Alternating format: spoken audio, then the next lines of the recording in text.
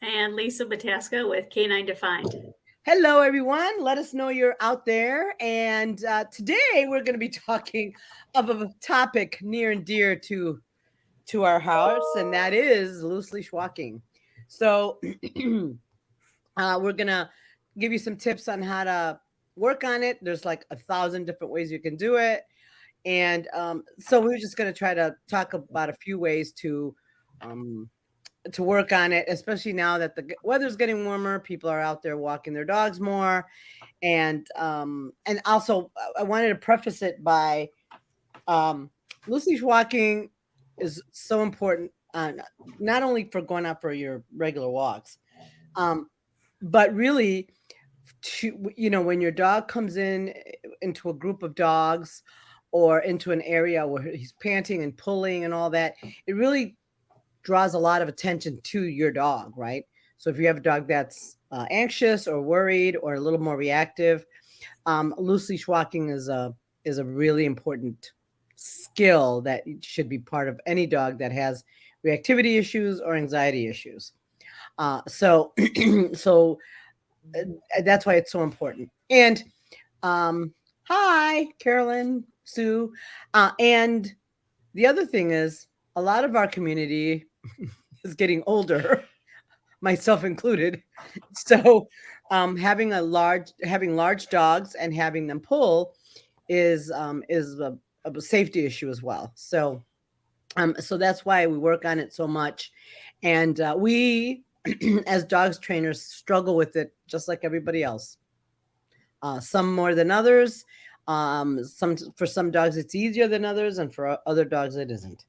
And we've had the gamut of that. And I just have two young dogs now, and my lab was quite the challenge to get her not to pull. Actually, both of my labs in my life have been tough with the pulling and dragging and all that stuff. So I know what I'm talking about because I had to do it. My shepherds have been a lot easier for whatever reason. They just don't pull. Um, and it is also one of the most challenging skills as well. Wouldn't you guys agree? Yeah. Totally. That and I think that and housebreaking a puppy, but housebreaking, everyone's willing to go the extra mile because they don't want their house to smell like a toilet.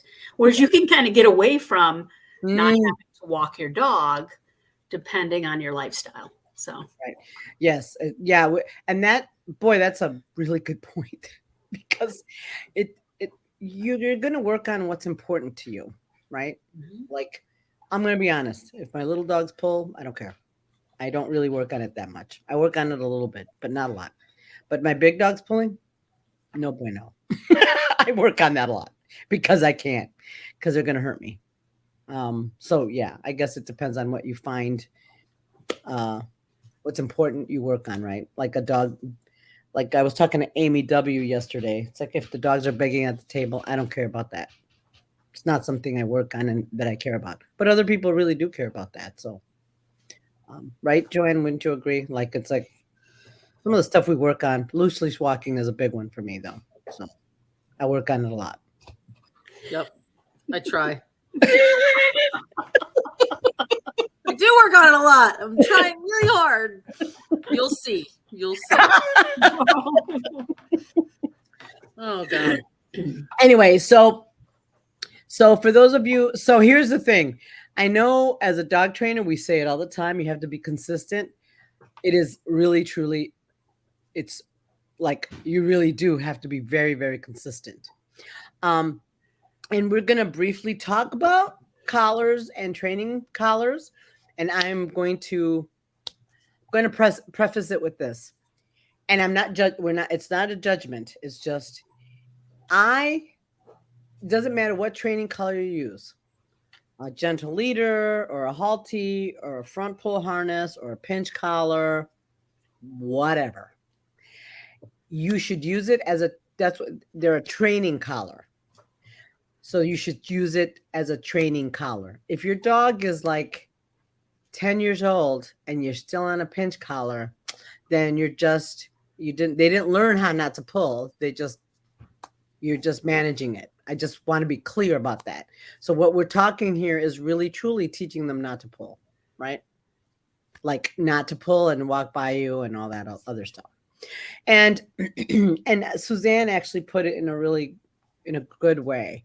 When you're walking, let's say we're walking down the street, you're walking down with a friend, you're connected to that friend, right? If your friend is walking ahead of you and ignoring you and just doing whatever they want, you're not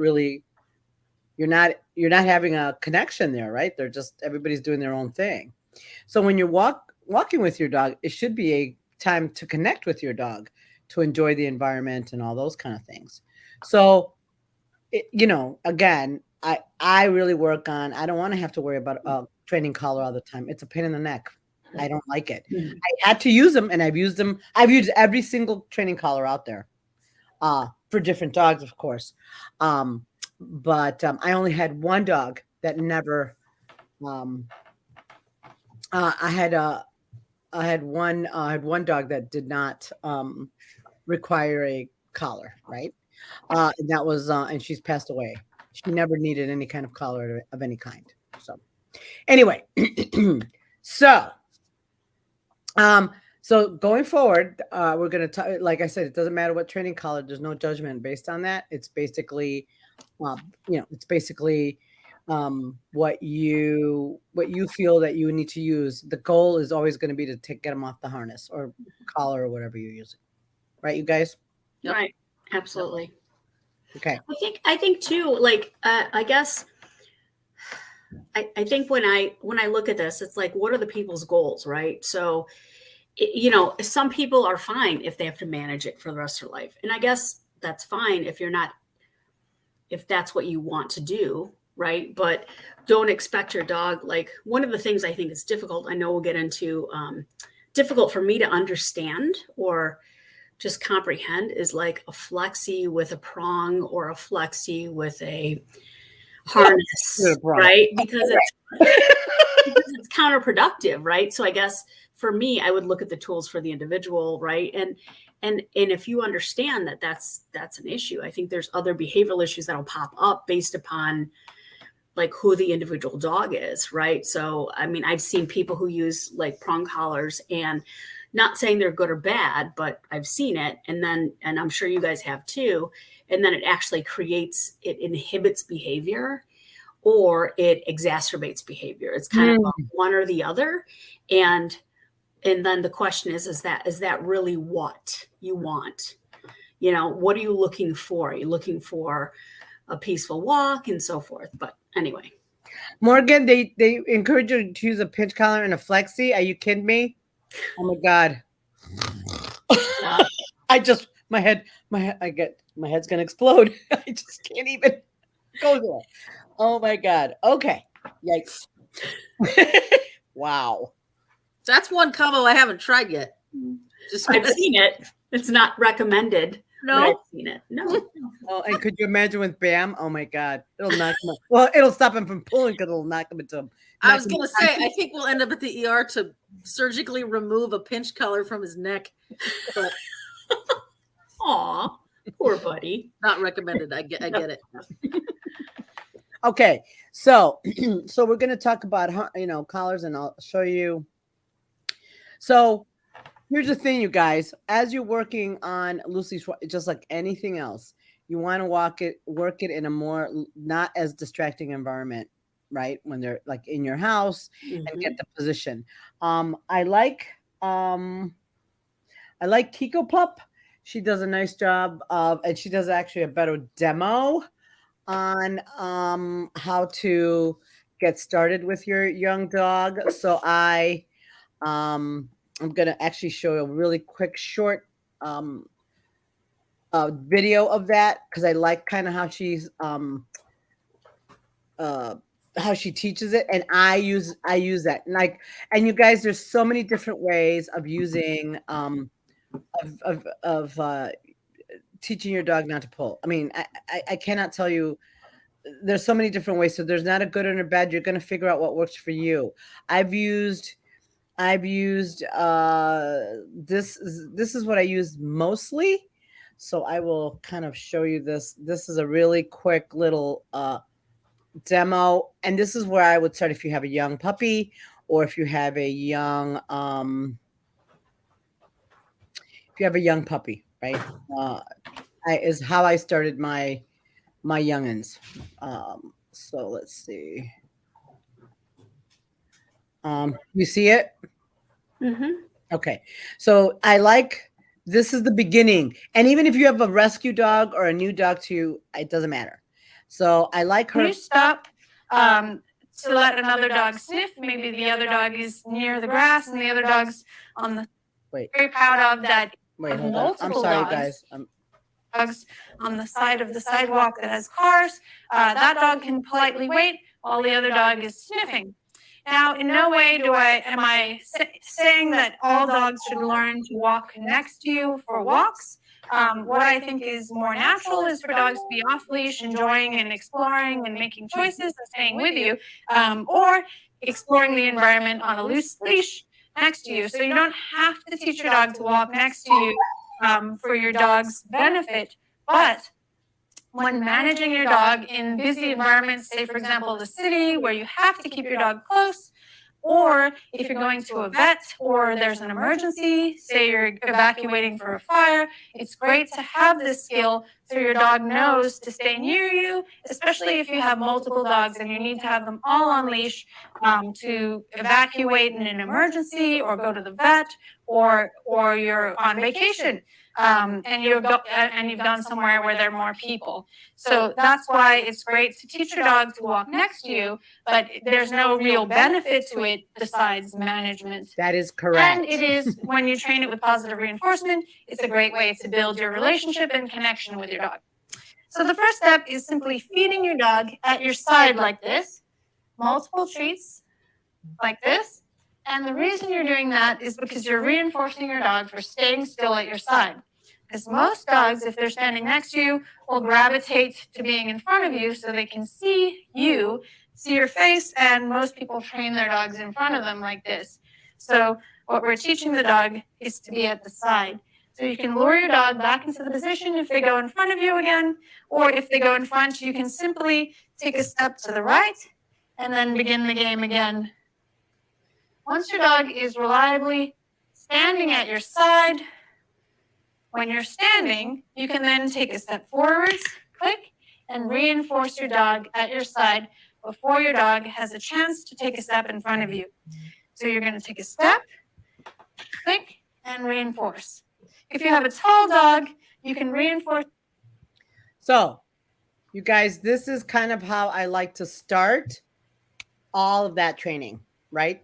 Even if it's an adult dog, because I've had adult, my lab Kaiser before the lab I have now, he was an adult. He was almost a year old when I got him. So he had no idea how to walk on a leash. So I've done the same thing for all of the dogs that I've done. And some of that has worked more than the others, but you see in that environment, I do a lot of that in the beginning. And when my two puppies were young, that's how I started a lot of it. Just reinforcing that position is really, really important. And I have to agree, and Joanne and Lisa can jump in. My dogs don't have to be right next to me. I just want them to be where they're not pulling me. They can be around, but they don't have to be like right next to me. But if I need them to be, I can get them there in a busy environment. But I personally don't need that. Unless you're doing competitive obedience, and it's also, they also are able to understand the difference too, right? Right, they should. Yep. Well, two things. So to add on to what you said, I also agree. I don't need my dogs right next to me. However, if I had a dog that was reactive or that was really fearful, I might choose to reinforce that more heavily than I would, a dog that's fine with the environment. And the reason why is that being closer to you gives a little more aid, just in terms of proximity, right? So the dog can feel a little safer being a little closer to you. For a fearful dog and for a reactive dog, I don't care if they're out in front of me normally, but right, for a reactive dog, especially corners and spaces like that, I definitely want my dog to be much nearer to me so I can see the things coming before they choose to make a decision that I don't want them to make. But the one other thing I was going to mention that I really liked about the Kiko Pup video that I'm a huge proponent of is the one step, right? Because I think we always try to get 6 feet and we always try to get to the end of the sidewalk, right, before we try and reinforce the dog for being right. So again, we always talk about it. You always hear Nancy saying, I'm a lumper. We try not to be, right? Just combining too much at once. And sometimes 3 steps is too much when you're starting out with a new dog. Mm-hmm. Yep. I think, remember, we have to consider the loose leash walking as a duration behavior. So when I am working with my dog, I'll do a step or 2 and then I reinforce it. Then I restart my dog back. And again, I'm pretty loose if it comes to, and I usually will call it something different if it's a heel, because I'm working with rally obedience or formal obedience, right? So that's different. But if I'm walking, I'm like, I just want you to come to my side. If I'm like, hey, what are you doing? Come to my side type of thing. So I think what I also do is, you cookie and you take a step and then reinforce and then reset and then build upon that, just kind of like you do with a stay, because stay is a duration behavior. And I think that's important to point out for people, because we don't look at it that way. We really have to break down the behavior. So, right. And so, and for those of you who are not clicker trainers, you don't have to clicker train it. I like to, early in my career, I didn't with these 2 guys. It was okay. I just use a verbal marker. So I, yes, and I reinforced it. So you don't have to clicker train it. But if you're a clicker trainer, that works too. Either one, it doesn't matter. You can just say yes and reinforce it. So just to be clear, right? And also, and I think a lot of times the reason there's a lot of failure is because there's so much activity. So, this is where management and training really is very important. So when my dogs were young, and again, my lab was more challenging, when I got out of the car and there was a lot of activity, a lot of dogs, I managed it. I used a treat and a cookie and I got her in the building, because there was no way I was going to train her to walk nicely on a leash when there's all this other stuff going on. Now, if I got to work and there was not too much going on, yeah, I would work it and I would train it going in and coming in and all that stuff. And I eventually, because my goal was to be able to walk both my dogs in the building. But when they were young, it was only one dog at a time, because I couldn't, neither one were trained, and I would have quite a situation for them both trying to drag me into the building. So I would come and go get one dog. I'd work getting them in the building, and then I'd come and get the other dog.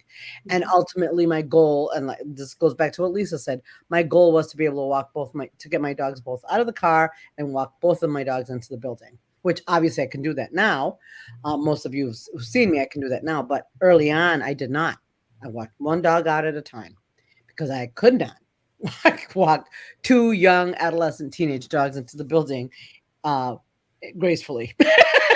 So that was a big that's a big a thing. So again, you can use a clicker or whatever, but you also want to start working on so I always tell some of my clients, I'd rather have you work a short walk, like even if it's a half a block, than a long walk.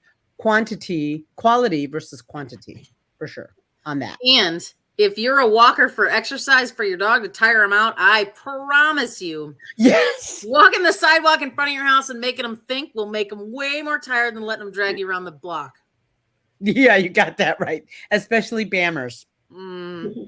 He's very handsome, so he's gotta he's gotta think about it, because then he has to take his handsome energy to work on his skill stuff, which you will see very shortly. So anyway, so those are some of the caveats I wanted to kind of talk about loose leash walking. And again, we're not talking about healing. We're not talking about competitive obedience. We're talking just, and for those of you who are dog folks that go to training and all that, I know sometimes if you're running late, you just let the dog drag you in the building, but that's a problem. And don't forget pulling and pulling increases arousal. So that's where you get more reactivity. And the labs are notorious for coming in the building and all the dogs are like, what? So and a dog that typically would not react to a dog will react to a lab just trying to get in the building in that speed. So so that's just the norm, right? That's just how it goes. Okay, so I'm going to show you a video of my handsome prince. I had Joanne's dogs over the weekend, and since Bam pulls so bad, I thought, why not? This would be a great opportunity and good video. So and I apologize for my attire. I was painting. It was a very busy environment. He was very, very distracted, as you can see. He's like, oh my God. And he's a big, strong boy, so I was trying to stay upright. Which, if anybody knows our handsome prince, how hard that is. Because I'm not strong enough, but Things I'll point out here is watch out the body language, how he's trying to split attention between working with Nancy, but then, kind of attending to the environment. Mhm. Also, if you notice her leash handling, Terrible. and there we have it. Yeah, there you go. Yep. Yeah, and the other thing that I want you guys to notice, and it might be easier if you show it in the very beginning, was a good one, was how hard his mouth is when he's taking treats. Actually, he wasn't bad. He was just very. It wasn't hard. It was just very. Emotions were fast. Yeah, but he wasn't hard. Incredibly, he was really nice and soft. Okay. I was like, okay, yeah, he was a very good boy. Unlike my lab, that's always kind of hard. Nice. He was very gentle. And Sherry, I'm not embarrassed at all. It's what even dog trainers are human. I struggle so much with this guy. Like, you would think he never gets worked on leash, like legit walking him, but no, but he did really well. And I'm gonna preface it. There was a human and dog he really liked in the ring next to him, so he was extremely distracted. And there was dogs running agility. So he did an incredibly nice job on that, like really, really nice. So he was very, very good, and I'm talking to him, and he's like, "Oh my God, this is so hard." But his pulling was so much better. Shark Mouth Lab, I don't know, Judy. We need gloves. Joanne says I should patent a pair of gloves for my lab. So you know what, Judy? One of the guys actually that lives near me, he was a nose work guy who will lead it out, and he's never started another dog.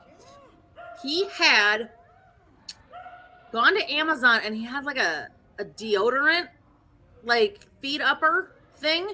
Oh, right? Yes. And he calls it a licky stick. Mm-hmm. And he just feeds up like something squishy. Otherwise, like the camping squeeze tubes. Yep. Or another really nice version that you can have so that you get your fingers out of the way. So if they shark it, it's not, you don't come away with bloody cuticles. So the other thing that I want you to see, because they're over aroused, and you'll see this with my lab as well, he's coming in front and, he's kind of crabbing a little bit because he's kind of amped up and aroused, which at this point, I wasn't going to worry about that because he was staying with me. He did a really, really nice job. So I was really look at her position, by the way. See the position of the hand. So it's not at your waist. It's off to the side and kind of turned inward so that the dog is in between your treat. So their head's turned in and their body is sideways. Do you see that? That's important too. Yeah. And he did such, he was aroused, but not so much so that I wasn't able to get him back very easily. So that is when I knew I was really happy with that. He did so well. Because that's fresh out of the crate. But you see, he was like, yep. But I was easily able to get him back. So he was a really nice boy there.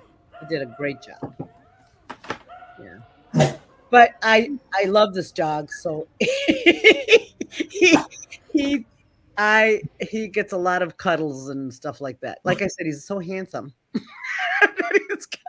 So, but he did a really nice job. This was a very challenging environment for him, and he was fantastic. He did great. But that was the first time he was very aroused, so it was very, very hard for him. But he did a really, really nice job. But my lab, let's see, which one is this? So while you're looking for that, noteworthy, don't start in an environment like that. Right. Yeah. But you see, here you got Judy. Here's my lab. Now she's pretty good. I don't really need to pay her this much. I just wanted to use it as a demo. And her, like Bam, you see how she's walking so crooked once in front of me because she's so anticipating the cookie. But I don't care. Well, I'm getting there, Sue. God, you're so pushy. So she, but you see, even without a cookie, she anticipates it. But I am not doing obedience with this dog, so I, to be quite honest, don't care. So I am not. If she crabs in front of me a little bit, I'm okay with it. You know, and usually once we walk or we're walking for a while, it's fine. She starts to straighten out, as does Bam. But initially, they're very, very excited, and it's really. Yeah, no, and they're over like both Jive and Jive was over aroused for a different reason because of the food, where Bam was aroused because of the environment, right? He was excited. He was very excited. He wanted to play with his friend. He knew he was going to do a play date, so it was a lot for him. And yeah, if you're starting a dog, like Joanne said, don't start in that environment because that's really he's already had some skills, so. You see what I mean? I kind of upped his game a little bit working on that environment. But if you have a dog that can't handle that yet, don't do that, right? Don't do that. It's too hard. Yeah, and I think, for those of you who are trying to work on it, if you have to beg for their attention, right, the environment's too much. So here's Jive, and I have no cookies, right? And I just want to, so that's now after, it took me till she was 2 to get that.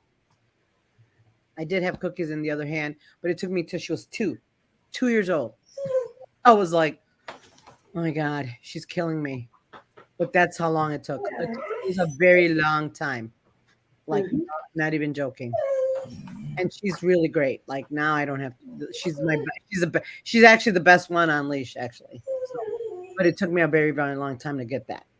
So going to Sue's question. No, that's not it. Wait a minute. Where is?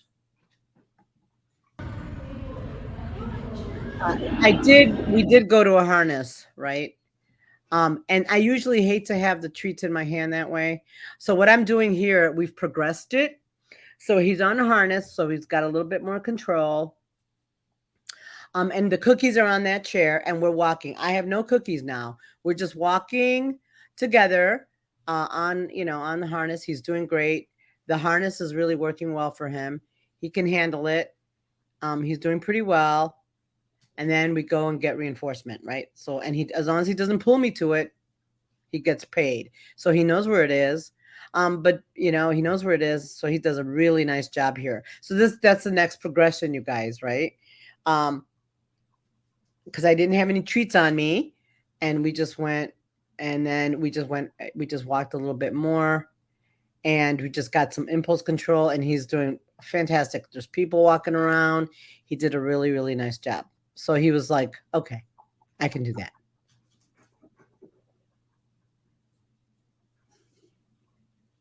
Because I want the cookie. He was getting liver lady.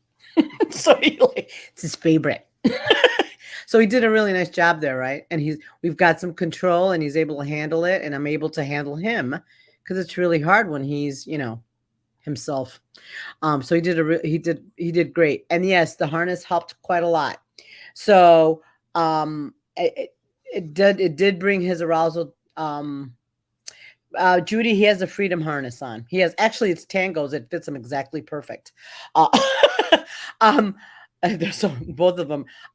He walks very nicely on it, and to be honest, it does bring his arousal down a little bit. And I know there's a scientific reason for that. Like, it's obviously hitting his points where he's where it it brings him down some. And that particular harness, which I can't show you, I didn't come close enough to the camera. That particular harness fits him nicely above his collarbone, so he has nice range of motion. Because a lot of people wear these are not really well. See here, see how it's above, really nicely above his wait, I'm gonna stop it there. Wait. You see how it sits nice and high on his collarbone there, really nice and high, and he has nice range of motion on that.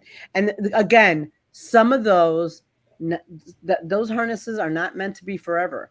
If your dog is pulling on that harness, it is going to cause some problems, some physical problems, just like any other. So we use it very sparingly. And where he's at in his training, you could use it in the beginning, then take it and then change it and adjust it so that he's not always on it all the time, right? So he starts to learn how to. Yes, that harness is using him in nose work. However, I have a little bit of I don't like to use those for nose work, to be honest with you, because it's the same harness they use for walking, so they tend to pull more on it. So I don't like to use them for nose work, but I know some people do successfully. But I want because Jive was such a puller, I was very clear. This harness you don't pull me on. This harness you can pull me on. But some dogs are fine. They get it. Yeah, and Judy, I'd have to review the rules, but I know some of the venues it's not, because you can't hook it in the front. So that particular harness has a front hook and a back hook, and you'd have to ask your judge because it tightens a little bit on the back one, which is technically not allowed. So right. I wouldn't use that particular harness for nose work. I don't, just because I want to be clear. A Jive was such a challenge that I wanted for her to really understand. In nose work with this particular harness, you can pull me, but when you have this one on, you can never pull me, because it took a long time. 2 years is a long time for me not to to deal with the pulling, because I can't even. She was harder. The Shepherd I didn't have as much of a issue with the Shepherd. So, this is Amy with Nova, and one of the things Amy does do well is teach her dogs not to pull on leash. They may have other stuff, but they do a really nice job. They never pull on leash. They just don't. So that's what it should look like.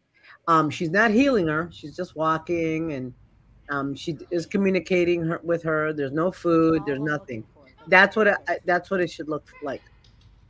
And the other thing, and I know Lisa alluded to it, I use your voice when you're making those turns.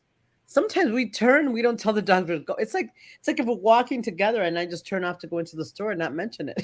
It's kind of rude.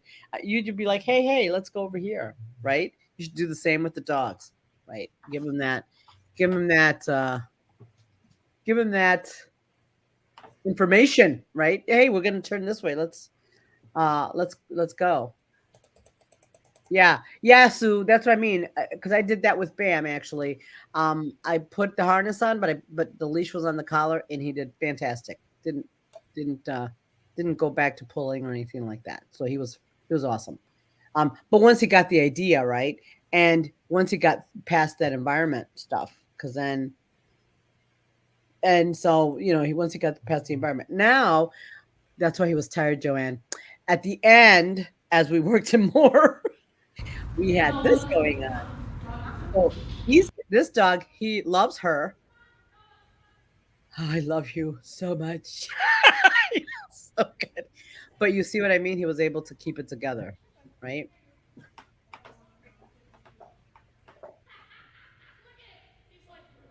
And he really would like to go visit her, but he's doing a nice job of keeping it together. So sorry, guys. I didn't get a chance to splice this video as much as I wanted.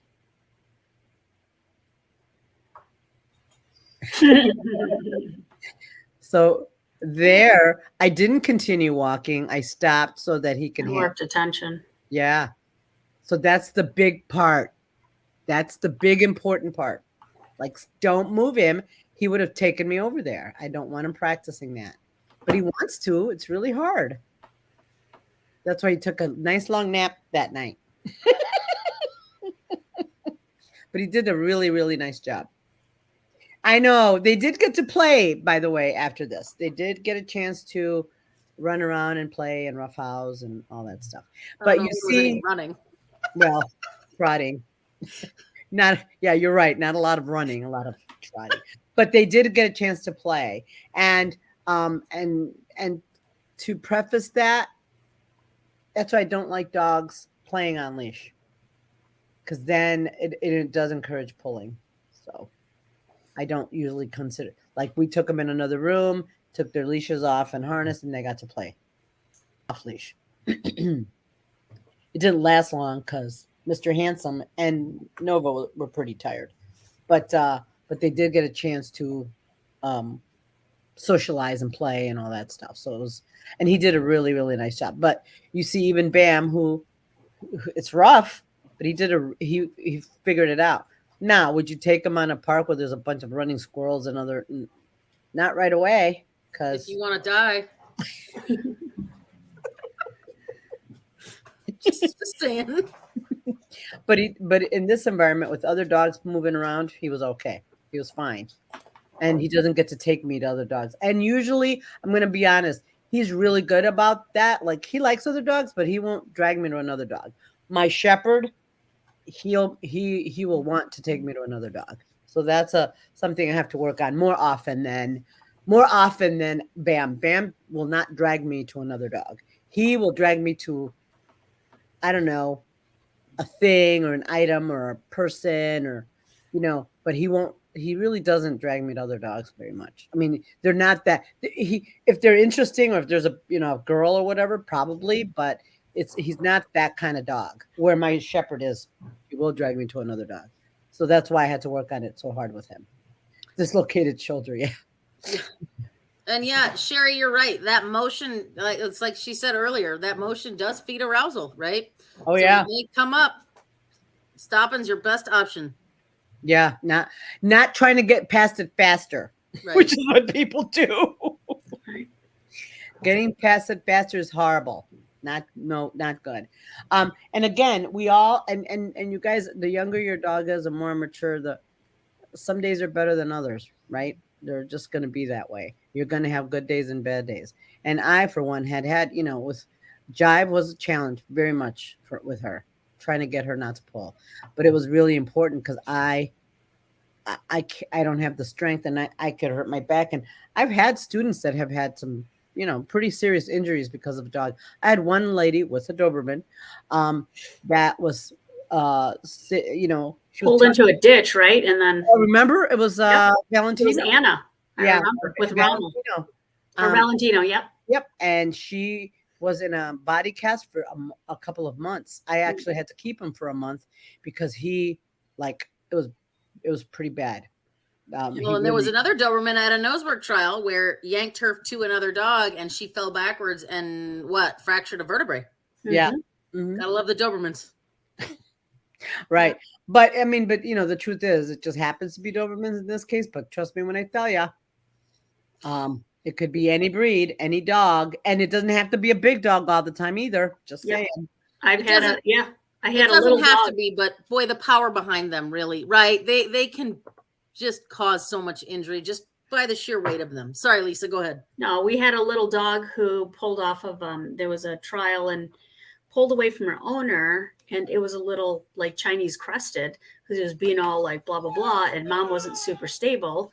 And he ended up running off because he freaked himself out and got hit by a car. That stuff happens. But I think one of the things I did want to say is when you're thinking about, like, anytime you're doing any training, regardless of what skill you're attempting to train, you want to look at stimulus gradient, right? So duration, distance, intensity of stimulus. So that's why we recommend doing it in a benign environment to establish the behavior. And then once they get better, you can start to increase it. So like with Bam and Nova, that was a more high level distraction because he was very interested in engaging with her. I wouldn't necessarily start with that. I would probably start, right. Because then that's failure altogether and the rehearsal. So, but I would what Nancy did was stopped and waited for him to reconnect with her. Now, in the real world, if you have a dog who's reactive or whatever, and they can't reconnect with you because they're concerned or interested to a high level of arousal, then you're getting out of Dodge. You're not going to wait. And I think I find that, I don't know if you guys find that sometimes people wait too long, and then there's reactive and they wait. And I'm like, don't wait. Just, okay, you can't get attention, get out of Dodge. Right. And like with Bam, if I would have given him more time, he would have dragged me over to Nova, right? But at the minute he stopped, I was like, come on, bud, let's get back here. And he was very responsive. Like, I didn't have to work very hard at that at all. He was so good.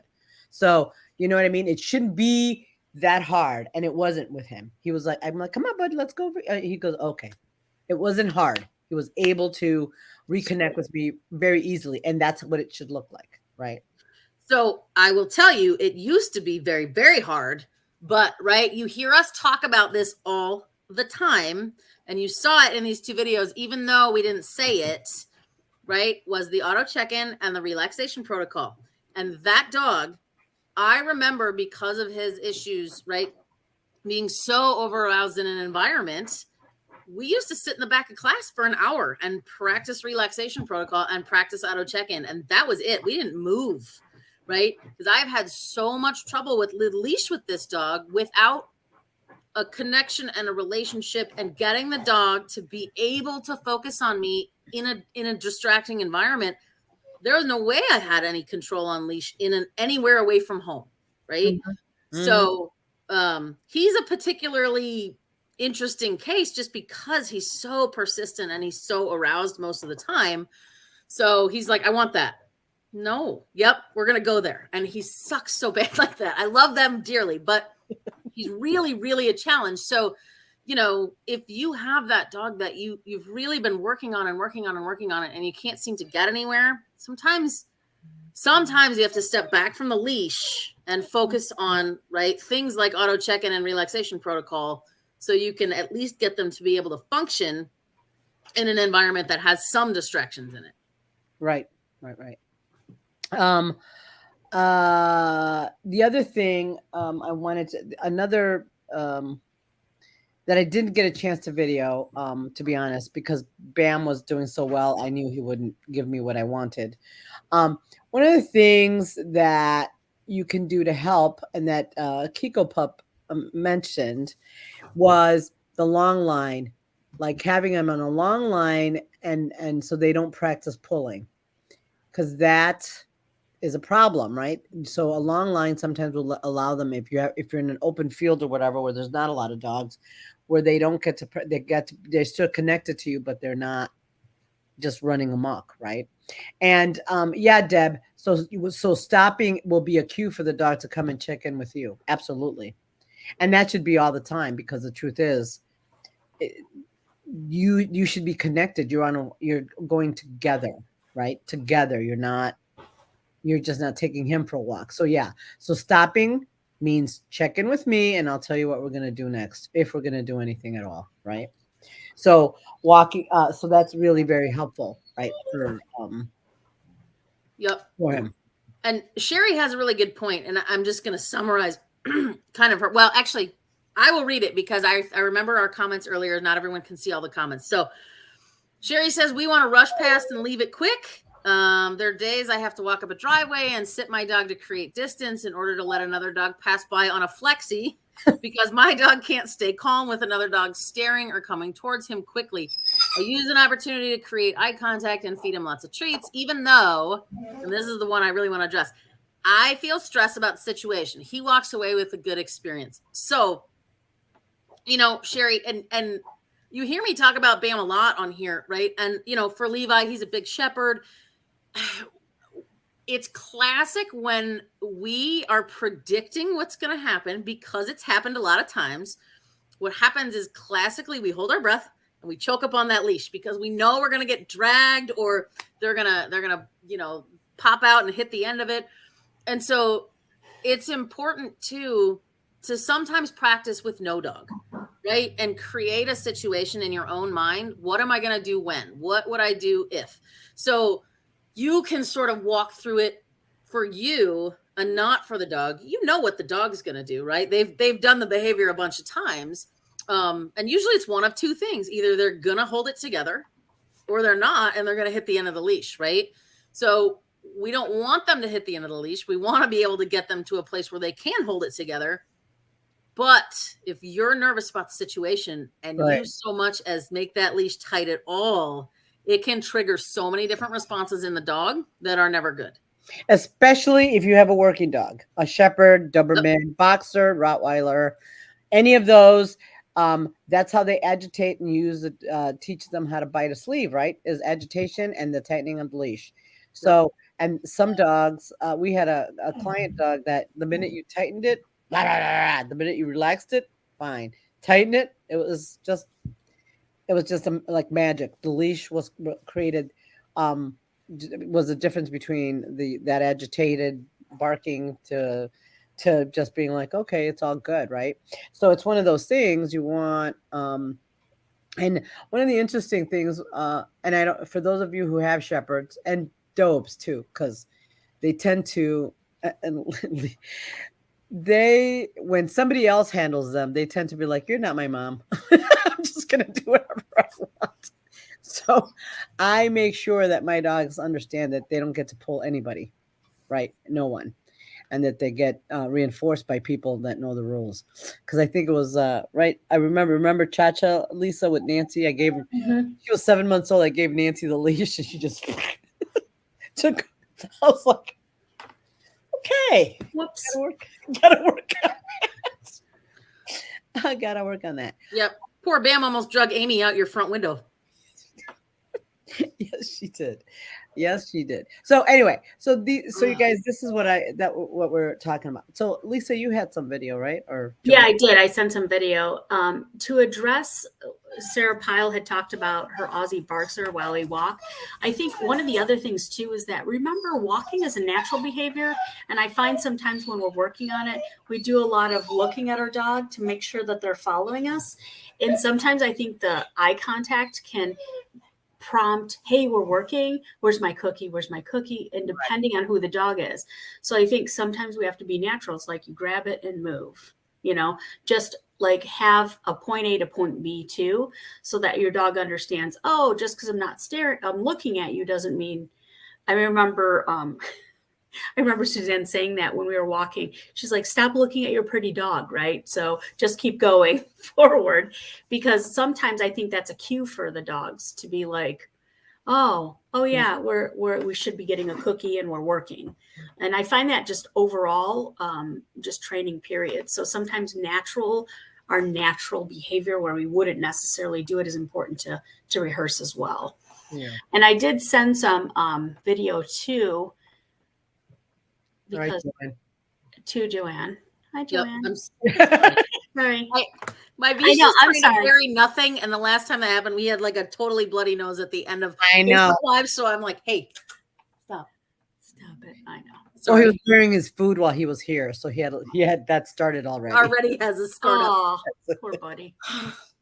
Oh, God love it. Okay, so we had part 2 with Pan. Yeah. So, and I think this was an inside one where I was teaching position. And so she was new to me at the time, March, April-ish, and we were working on just position itself. And I think I was might have been moving a little bit with that. So, and then we did an outside. Make it bigger. I am. Relax. Like, there you go.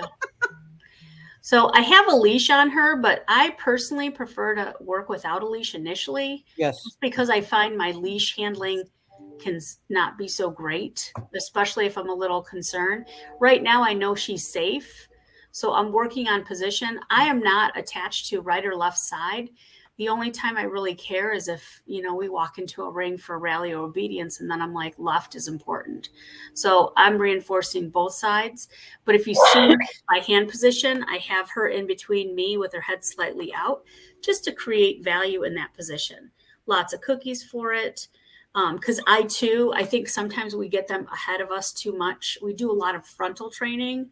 And when we do that, the dogs are like, oh, we always go to the front for the cookie. Yeah. So we were just reinforcing both sides. And the other thing, you guys, most of you, when you guys are training stuff, don't physically handle the dog. Use treats. The leash is just there for safety. Right. And that is true when you're on walks and when you're trying to get your dog, initially use treats. Eventually they'll just follow your hand. You shouldn't physically have to manipulate the dog to do stuff. They Yeah. should do it because you're asking them. So, like in agility, for example, if you want them to come by you, they should just come. You're just going to reinforce for that position instead of having to physically manipulate them there. Same with walking on a leash. You shouldn't use your leash. The leash is just there for safety. It's only there for safety. And like I said, walking and off leash is a more natural place for the dogs to be. The leash, again, because we have leash laws and we have to have them on leash, but to train it and not leaving and all that is a really good plan, right? You should teach the dog to be able to do that on their own. So here, at a certain point, I went ahead and grabbed the leash and then was working on position with the leash handling part. And you see my leashes try to be as loose as possible, because if a dog adds pressure to the collar, I want them to be attentive to me, right? I want them to not pull under pressure, under that resistance. Hello, Fido. And I know he has to make his weekly appearance.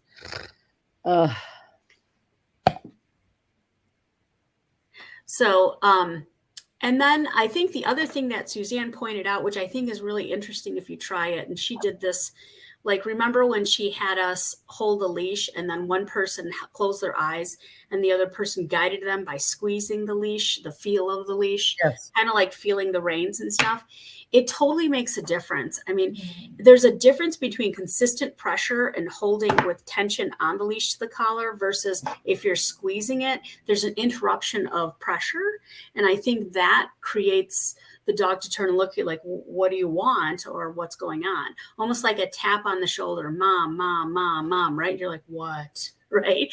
And Right. so, and I think that's something else. I mean, I find we're kind of terrible at leash handling. I mean, I know I am, and I've created a lot of reactivity with it, AKA Charlie, and then try to fix it by doing other techniques and, including a prong, which was totally not for him because he was Mr., nervousness. So, and here I didn't care. So her leash kept getting under her big long legs. And I really didn't care at that point because it wasn't affecting her performance of behavior. So, and she was still eager to work. Right. So yeah, it's one of those things that you're just going to reinforce. And, Lisa does both the positions, but if you only want to just focus, like I usually just to keep them on the left because I'm left-handed, Right. but you don't have to, it doesn't matter. And I usually, if you're going to do a sport like agility, your dog should be able to be comfortable on the right and on the left. So you can start teaching them that earlier instead of waiting until you start training for agility, because in agility they have to be comfortable on both sides. So doing it this way would be helpful. And again, it's not going to really affect too much. The only thing what you want is wherever you say the dog should be is what you should reinforce, because you don't want the dog crossing in front of you. So that's an important piece, right? One other thing I did want to mention. So Mike Shikashio, when he works with his dogs, he actually has a leash on the same side of the dog, Yeah. which for me, when I first started learning, I'm like, I would do that. But then I also find myself manhandling the dog and using the leash as kind of a wheel. Right. And so I was like, I don't like it. So for me, this made sense because I became more aware of how I was handling the leash. But I like the way he uses it. And now that I'm more savvy in leash handling, I can then use that. So I think it's a start, right? Everything is a start to help you change your behavior so that you can communicate more clearly to your dog. Right. Right. But you can see through this process, she's figuring out, and I'm doing the little bit of steps and she's doing pretty well with it. Now she's doing a lot of staring at me, but we're in training, we're learning, understanding what the behavior is I want. Eventually I won't feed as much and there was a cookie for her. Kind of, she wasn't necessarily paying attention to me, but the behavior of the position was understood better. So one of the things, how old is she here? Here, I think she was about 7 months old. Okay. So, I mean, and this is just to kind of put in layman's terms, one of the things that I think it's really noteworthy. It was almost at a minimum 5.5 minutes in before you really ever tried to walk with the dog, right? Exactly. So when we talk about like lumping behaviors together, this is it, right? Because what's the end goal? I want to walk on the leash with my dog, right? So we don't take the time in the beginning to actually reinforce, hey, stay near me, stay next to me, stay on the side of me, right? And so all we're trying to do is add motion to something that has a missing chunk of foundation. Right. Oh my God, my cats. And I think if you want to skip to the next one, we go outside. And I think it was like I do pieces, right? So that was one session. And then, of course, I changed and said, okay, let's take this outside and see what your understanding is. Can you still sustain the behavior with limited distraction? And so here we are, and I was having my trusty husband videotape, which is always fun. I'm glad you had the volume on. So there. And see how she's distracted? We're outside. And there I was helping her a bit.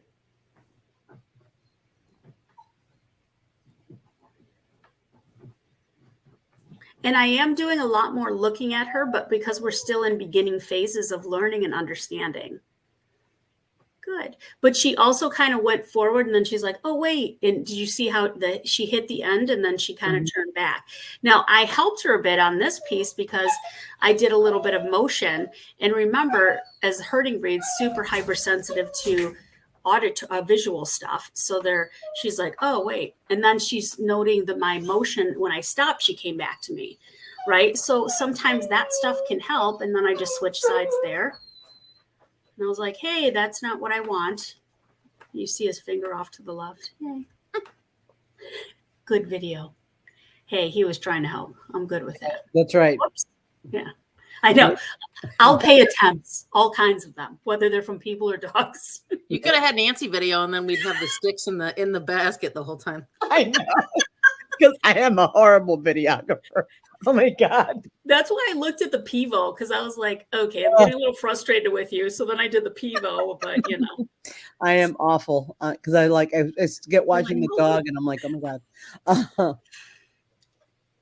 So yeah, this was just out on our driveway. Notice I'm on the pavement versus the grass, because if I have a super sniffy dog, that might be a little too challenging. So, and it was a reasonable day, kind of cool because I have a sweatshirt on. But this is how I started. Mm-hmm. Yeah. Yeah. So, and you guys, it takes, like I said, it takes a long time. So that means when you can't train it, you're going to manage it. You're going to use a treat. You're going to use whatever you need to manage it. So, and like I said, there's no judgment on the training collar, whatever you're going to use. However, make sure that your goal is always going to be to come off of it and stop using a collar. And if your dog is likes to bark while they walk. So Sarah, one of the things that helped me with my lab Kaiser, he was really a pretty hard puller, a lot like Bam. I started giving him a ball for him to walk around the neighborhood with it. And that was very helpful. It made him work a little harder, and it kept him quiet. And it just gave him a little bit more of a workout, and that seemed to help. So I don't know if that's a possible. I don't know if your Aussie likes toys or whatever, where they carry it for a little while, and then that might help with getting while you're working on the loose leash walking too. Right. One other thing is I think one thing that's important to mention is that, let's be fair to the dog, right? So my goal may be loose leash walking, and my shepherd, she would pull. And so I tried all the other things first, the kindest ways. And for her, she was like, she gave me the big fat finger. And then I was like, okay, and the shepherds have a tendency to push from the rear, right? They're like rear wheel drive kind of cars. And so then I ended up using a prong collar on her, and I didn't correct her and rip her back to me. She respected the pressure and she's like, oh, bad idea. So, but I never had to use that at any of my other dogs. She was much more resilient. And I think that has to do with how they're breeding them now. They're much more pain intolerant, or certain lines are, depending on what they're doing. And she was a rescue. So for her, that worked for her. And then eventually I had the prong on and then her regular collar. So we might have started on the training equipment, but then midway in the walk, we went to the collar and then flipped back to the training equipment. So I usually tell people, like, your walk this long, it might start on a training collar just to get them settled into the idea of what's acceptable. And then you go to the where you want to be eventually, and then maybe going back to it. So you'll find this part starts to open up that center. So then eventually you might have it on the dog, but not necessarily start or end with it. So for me, always with training equipment, I want to get off of it because it's a hassle to me. I'm like, I'm kind of lazy at certain points. It's like, and I've used everything. I was talking with Joanne earlier. I've used a head halter, I've used a pinch collar, and I've used a freedom harness. Yeah. I've used all of the above. And again, but always the same goal was for a very short time. Right. My lab, Kaiser, broke my pinch collar. So he is like, yeah, I don't. He's like, I have high pain tolerance. Right. So I did him. So I put a head halter on him, and it took 6 months to get him off of it, to train him not to pull. So he came off of that. And for Chacha's the only one that needed nothing. Yeah. She just was on a regular collar her whole life. The two young ones I have now, the freedom harnesses, even though the lab tap danced close to that pinch collar thing, because I was going there, because it was just not going as quickly. But luckily, she must have sensed it, because then she goes, oh, okay, I know what you mean now. The heat might be turned up soon. Yeah, exactly. So, and for my beagle, I did use a pinch collar back then because she was horrible. And I think too, going back to understanding who your dog is and your temperament of your dog. I don't know about you guys, but I usually find the highly aroused dogs seem to respond to a pinch. However, there's always exceptions. But I still wouldn't start there. Like, I'm a less is more, and then you kind of move up the ladder as needed, because to me, it's like Simon. Oh my gosh, Mr. I want to bite the world. I did the harness with him. He pulled through, and it was clipped on the front. He just dropped his body and pulled through it. And I was like, oh, you suck. And so then I was reluctant to go to a pinch because he already had a bad association with people altogether. So I was concerned about increasing that concern or making that worse. So then we did the halty on him versus the gentle leader, because the gentle leader kind of moved a bit. And then he was smart enough to, he's like, done, it's off. And then I was screwed, right? So I was like, crap. So the halty seemed to work better for him, and he was fine. And then the thing that I did it as a safety measure. And I remember one time I went to the vet, and I was at Elmwood Grove seeing Dr. Hennigan because he was on behavior meds. And a lady said, oh, because he was doing all kinds of tricks. It wasn't that he had pulling issues. It was that he had people issues, and I was working on safety. And so we were sitting there doing all these tricks because he was a smart guy. And the lady's like, oh, he's so smart. It's too bad he pulls you around. I'm like, no, he actually bites. So I need to control the head. I'm like, you don't know what that person's dealing with. Right. And for me, that's what worked for him. And we were on that around people. Mm-hmm. Yep. And I think too, just to mention, right? Like, we talk so much about tools, right? And so it may surprise you to hear that some of us have used pinch collars, right? But I think, like Lisa said, it's not the go-to, right? It is not. And I know for me, he was a year and a half old before I ever, and that was after using a harness and a martingale and like all the things that I tried, and attention. And for me, it was an attention thing, right? Because it's the persistence. So he's like, don't care. Like, yes, I know how to check in with you and I know how to do these things, but I want to do that. And so it was the sheer power behind it that I was looking for something to be like just not that, and I would never want him to hit the end of it, right? But just a little bit of like a hey, remember me back here? And yeah, it worked for like 3 weeks, and then he's like, and he ended up breaking it, and I was like, okay, well that was. Did you find that like, and sometimes I find that increase, like with some dogs, it increases arousal depending on like who they are. So if they have like people issues, I mean, I'm not one to put a prong or a choke on a puppy. I'm just not. Nope. I'd rather teach nowhere to go. Right, exactly. It's too high on the ladder of where I can do where I'm at. But yeah, I'm like, no, teach it. And then the other thing I like to teach, which I know both of you do, is the follow me game, right? Yeah. To teach them off leash in new environments or enclosed environments to follow you. And I think that's an invaluable tool. Again, Suzanne Clothier, like be next to me on either side and you'll get cookies for it. And I turn and the onus is on the dog, and then you tie that leash to it and you're good, right? It makes a difference. Yep. And Susan, Sandra, behavior meds work for reactivity in dogs. It depends. It depends what the problem is. Right. Behavioral meds are just that, behavior meds. If the dog is having a behavioral issue, meaning a high level of anxiety or because usually reactivity has to do a lot with anxiety. So if your dog has anxiety, but it depends to what level. And there's a protocol that we use, and we do recommend depending on the dog or the situation. But usually, the main reason we recommend behavior meds is if there's a big anxiety component. And what I mean by anxiety is that even at home, the dog has some anxiety issues. So if they're fine at home and they're just reactive, we just don't put dogs on meds willy-nilly. Usually if the recommendation is to be on meds, it's usually a pretty good reason.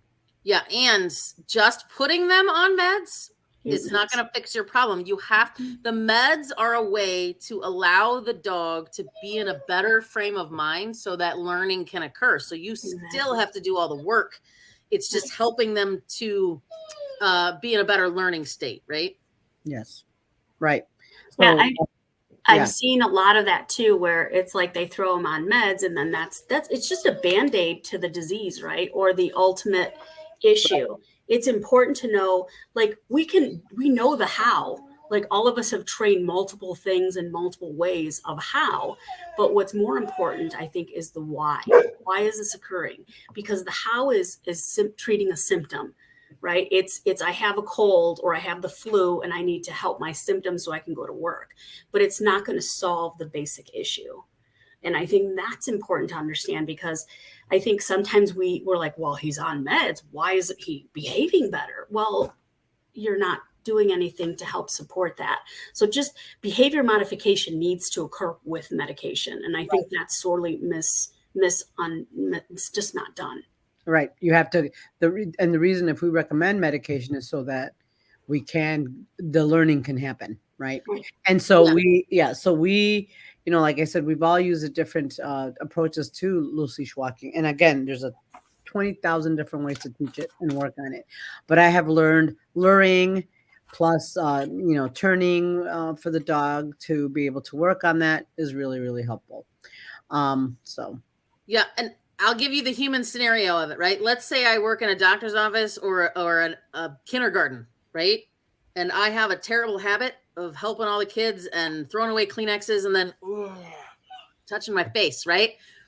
I can go on antibiotics to cure all the colds and stuff that I'm going to get, but I'm going to continue to get colds because I haven't altered the behavior of what is causing me to get sick in the first place, right? So think about it more in that terms. Yeah, it'll cure me for the moment, but as soon as I touch my face again, as soon as I put those germs back on myself, same thing happens again. So. Right. Okay. So, anyway, loose leash walking, it takes time.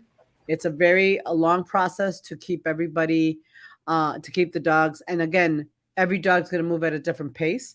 Like I said, Cha-Cha learned how not to pull by the time she was 8-9 months. She was great. Jive she was 2 and the boy was somewhere in the middle.